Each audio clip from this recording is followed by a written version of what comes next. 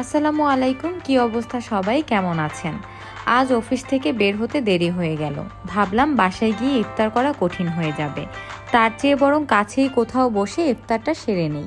তাই scooty start দিলাম, সাথে ছিল আমার একটা ফ্রেন্ড, গন্তব্য রাজলক্ষ্মী। সেখানে একটা ছোট রেস্টুরেন্টে ঢুকলাম, দেখলাম ওদের স্পেশাল ইফতার প্যাকেজ আছে 1:2। আমি আর ফ্রেন্ড দুজনেই ভাবলাম ঝামেলা না করে এটাতেই ইফতার সেরে ফেলি। খাবার অর্ডার করে দুজনে সুখ দুঃখের আলাপ পাচ্ছিলাম। কিছুক্ষণ আগেও যে রাস্তাটা কোলাহল মুখর ছিল, স্কুটি চালিয়ে আসতে প্রবলেম হচ্ছিল, ঠিক সেই রাস্তাটাই ইফতারের আগে একদম ফাঁকা। শহরটা যেন কয়েক মুহূর্তের জন্য স্তব্ধ হয়ে গেছে। আমি বাইরের দিকে তাকিয়ে দেখছিলাম, শহরের সেই শান্ত পরিবেশটা উপভোগ করছিলাম। তারপর আজানের ধ্বনি শোনা গেল। আমরা ধীরে ধীরে ইফতার শুরু করলাম। খাবারগুলো বেশ মজার ছিল, প্রত্যেকটা খাবারই আমার অনেক বেশি পছন্দের। খাবারের টেস্টও ভালো ছিল। সো ইফতারের পর ভাবলাম যেহেতু স্কুটি আছে তাহলে একটু ঘুরে আসা যাক।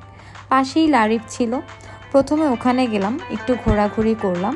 তারপর আমার ফ্রেন্ড তার বাসার জন্য টুকটাক কিছু ঈদের কেনাকাটা করলো। এরপর এদিক সেদিক একটু ঘোরাঘুরি করলাম আর রাতের শহরের একটা আলাদা সৌন্দর্য উপভোগ করলাম। সব মিলিয়ে দিনটা দারুণ ছিল। এরপর স্কুটি স্টার্ট দিয়ে ধীরে ধীরে রওনা দিলাম বাসার পথে। আজকের দিনটা বেশ মজার ছিল। সবাই ভালো থাকবেন, সুস্থ থাকবেন, আমার জন্য দোয়া করবেন।